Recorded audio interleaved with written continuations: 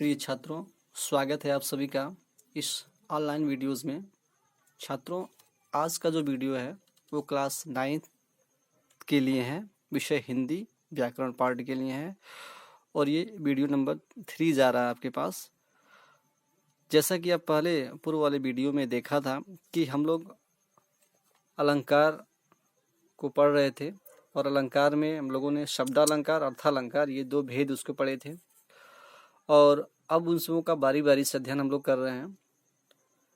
सबसे पहले शब्दालंकार हम लोगों ने पढ़ा।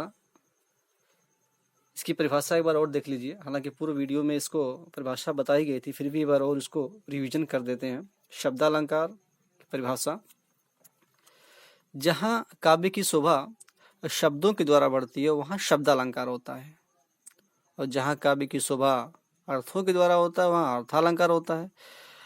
शब्दालंकार के 3 भेद होते हैं। पहला है अनुप्रास अलंकार, दूसरा है यमक अलंकार और तीसरा है श्लेष अलंकार।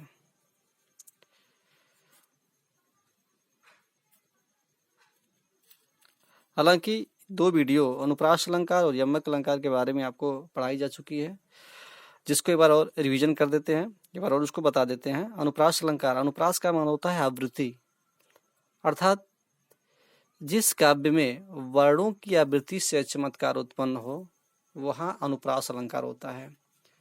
एक बार और सुनिए, जिस काव्य में वर्णों की आवृत्ति से चमत्कार उत्पन्न होता वहाँ अनुप्रास अलंकार होता है।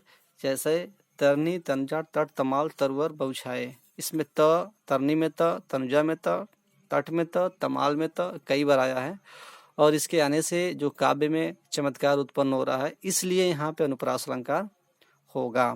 दूसरा था यमक अलंकार। यमक अलंकार की परिभाषा ये थी कि जिस काव्य में कोई शब्द 2 या 2 से अधिक बार आए और उसका अर्थ भी अलग अलग हो, उसका अर्थ भी भिन्न भिन्न हो, वहाँ उसको यमक अलंकार या वहाँ यमक अलंकार होता है। एक बार और देखिए, जिस काव्य में कोई शब्द 2 या 2 से अधिक बार आए और उसका अर्थ भी अलग अलग हो वहाँ पे यमक अलंकार होता है। जैसे उदाहरण के तौर पे देखा जाए तो कनक, कनकते, शौगुनी, माँ, दगता, अधिकाय, वा, जग, पाए, बौराय, वा, जग या खाए, बौराय या जग, पाए, बौराय। इसमें कनक कनक शब्द 2 बार आया है और दोनों का अलग अलग अर्थ निकल रहा है। एक कनक का अर्थ सोना निकल रहा है और एक कनक का अर्थ धतूरा निकल रहा है। आज हम लोग देखेंगे श्लेष अलंकार। तो तीसरा हम लोग देख रहे हैं श्लेष अलंकार।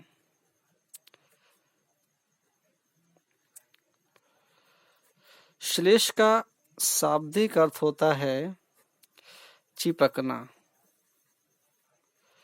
श्लेष जो है वर्ड है, इसका अर्थ ही होता है चिपकना। इसकी परिभाषा देखिए, जहां एक शब्द एक ही बार प्रयुक्त हो, जहां एक शब्द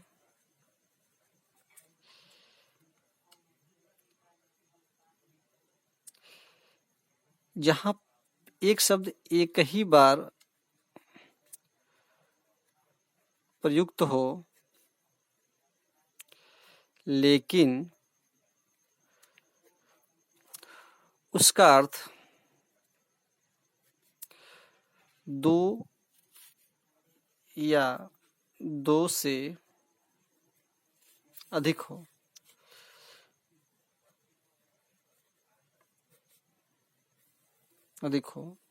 वहां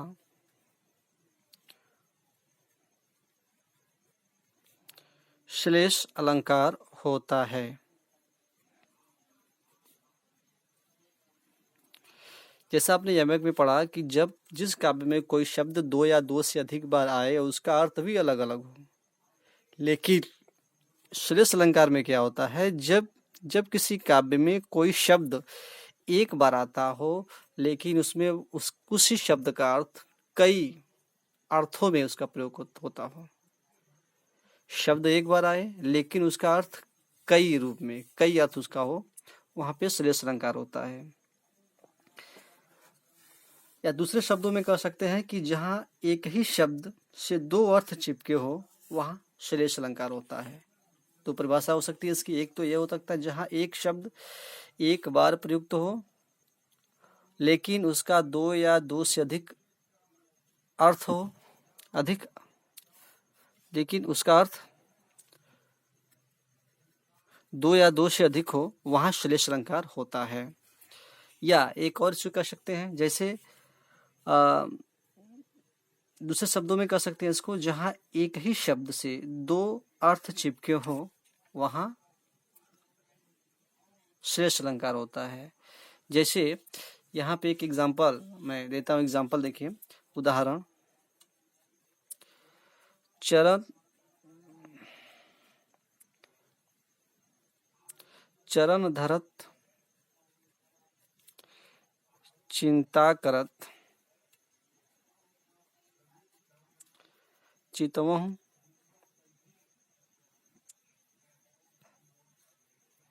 चहुँ ओर।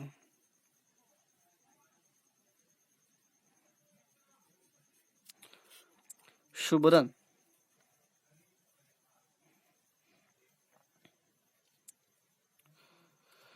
को खोजत फिरत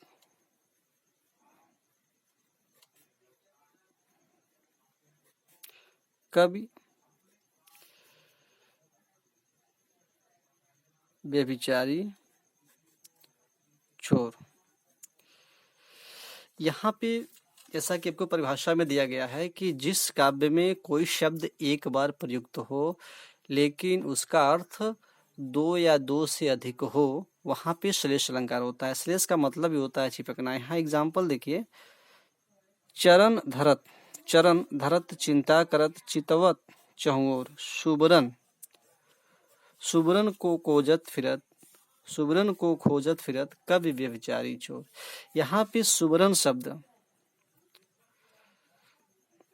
एक बार प्रयुक्त हुआ है लेकिन इसका तीन अर्थ निकल रहा है।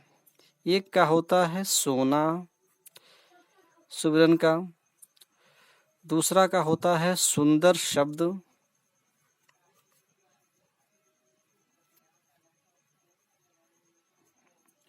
और तीसरे शुभरन का अर्थ होता है सुंदर रूप। शुभरन शब्द एक है लेकिन इसके तीन अर्थ निकल रहा है। शुभरन का एक का सोना हो रहा है, दूसरे का सुंदर शब्द हो रहा है, और तीसरे का सुंदर रूप हो रहा है। और तीनों को कौन खोजता है? कवि। कवि अगर सुंदर शब्द पाता है, सुंदर अक्षर पाता है, तो उसकी नई नई कविताएं बना देगा। चोर अगर हमेशा सोने की तलाश में रहता है, सोना चुराने के चक्कर में रहता है, और व्यभिचारी जो है सुंदर रूप को खोजता रहता है। यानी कि चरण धरत चिंता करत चितवहु चहुँ ओर, हमेशा चिंता करते रहते हैं, हमेशा दिमाग में रखे रहते हैं और चारों तरफ देखते रहते हैं कि सुमरन कहाँ मिले। कौन? तीन, कवि व्यभिचारी चोर।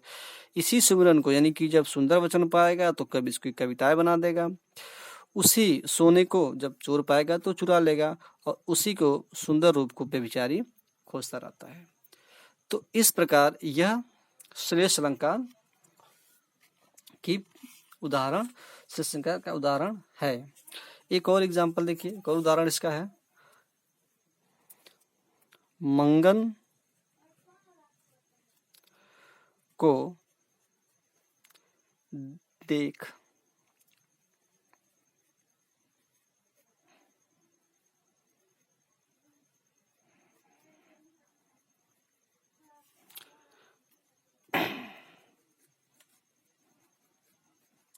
मंगन को देख पट देत बार बार।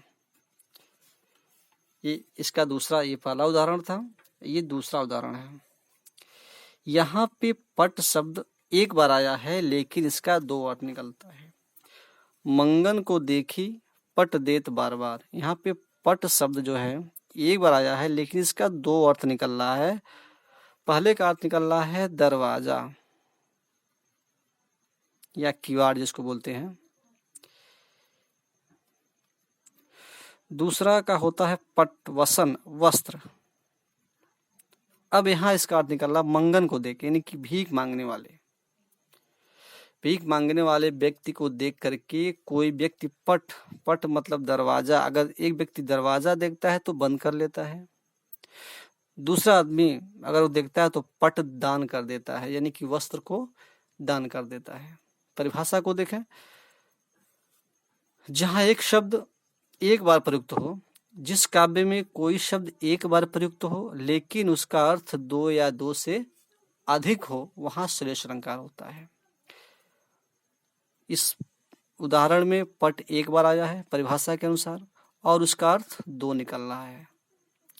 इस प्रकार कह सकते हैं कि ये श्लेष अलंकार है, क्योंकि परिभाषा में यही है, जहां एक शब्द एक बार प्रयुक्त हो, एक शब्द एक बार प्रयुक्त हो लेकिन उसका अर्थ दो या दो से अधिक हो। जैसा दो तीन बार हो गया, यहाँ दो हुआ। शब्द एक ही है लेकिन अर्थ इसका तीन निकल रहा है, यहाँ शब्द एक ही है लेकिन इसका अर्थ दो निकल रहा है। इस प्रकार ये कह सकते हैं कि यह श्लेष अलंकार है।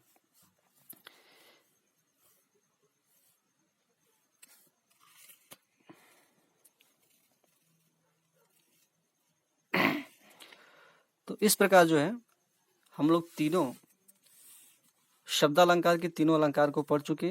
एक बार और इसको मैं रिवाइज कर देता हूँ थोड़ा फास्ट। अनुप्रास अलंकार की परिभाषा क्या होता है? जिस काव्य में कोई वर्ण की आवृत्ति होने से चमत्कार उत्पन्न होता है, वहां पे अनुप्रास अलंकार होता है। जैसे तरनी, तंजा, तट, तमाल, तरवर, बौछाए, ये हो गया। तो तरनी में त, तट में त, तमाल में त आता है, तो ये इस प्रकार ये अनुप्रास अलंकार हो गया। यमक अलंकार की परिभाषा क्या होता है? यमक अलंकार की परिभाषा है, जिस काव्य में कोई शब्द दो या दो से अधिक बार आए लेकिन उसका अर्थ भी भिन्न भिन्न हो, वहां पे यमक अलंकार होता है। जैसे कनक कनकते शौगुनी, माँ दगता दिखाए, या खाए बौरा, या जग पाए बौरा। इसमें कनक कनक शब्द दो बार आया है और दोनों का अर्थ अलग अलग, एक का सोना होता है, का धतूरा होता है। दूसरा उदाहरण उसका यह है कि जे तीन बेर खाती थी ते तीन बेर खाती है। तीन बेर एक फल हो गया और 3 टाइम्स यानी कि 3 बार वह खाती है, ये हो गया। शब्द दो बार आया, दोनों का अर्थ अलग अलग हुआ। तीसरा है श्लेष अलंकार। श्लेष का अर्थ होता है चिपकना, यानी कि जिस शब्द में दो या दो से अधिक अर्थ चिपके हों, अर्थात पर्यायवाची बोल सकते हैं उसको। जैसे पर्यायवाची शब्द होता है, शब्द एक होता है लेकिन कई अर्थ उसमें चिपके होते हैं। तो इस प्रकार जो है अनेकार्थी शब्द, अनेकार्थी शब्द में होता है, उस तरह का होता है। तो इसकी परिभाषा देखिए, जहां एक शब्द एक बार प्रयुक्त हो लेकिन उसका अर्थ दो या दो से अधिक हो, वहां श्लेष अलंकार होता है। अर्थात जिस काव्य में कोई शब्द एक बार आता है लेकिन उसका अर्थ जो है दो या दो से अधिक हो, वहां श्लेष अलंकार होता है। मतलब शब्द एक रहेगा लेकिन अर्थ उसके अनेक रहेंगे। जैसे उदाहरण में देखिए, पहला उदाहरण, चरण धरत चिंता करत चितवत चौर, शुभरन को खोजत फिरत कवि व्यभिचारी चोर। यहाँ पे शुभरन शब्द एक बार आया है लेकिन इसका अर्थ तीन निकल रहा है। एक सोना निकल रहा है, एक सुंदर शब्द निकल रहा है, एक सुंदर रूप निकल, और तीनों को, ये तीन चीजें, कवि, व्यभिचारी और चोर, हमेशा खोजते रहते हैं। दूसरा उदाहरण इसका है, मंगन को देखी पट देत बार बार। पट शब्द एक बार आया है लेकिन इसका अर्थ दो निकल रहा है, क्या दरवाजा या किवाड़ निकल, और दूसरे का वस्त्र निकल रहा है। यानी कि जब कोई व्यक्ति मंगन को देखता है तो बहाने के लिए वो दरवाजे बंद कर देता है कि कोई नहीं है घर पे, और दूसरा व्यक्ति देखता है तो उसको पट दे देता है। पट मतलब वस्त्र दे देता है, कपड़े दे देता है उसको पहनने के लिए। तो इस प्रकार यह श्लेष अलंकार, शब्दालंकार के तीनों अलंकार, अनुप्रास अलंकार, यमक अलंकार और श्लेष अलंकार समाप्त हो गया। और इसके साथ साथ आपको कम से कम और उदाहरण अगर सैंपल मिलते हैं तो उसको भी समझने का प्रयास करिएगा। कल वाले वीडियो में हम लोग पढ़ेंगे अर्थालंकार।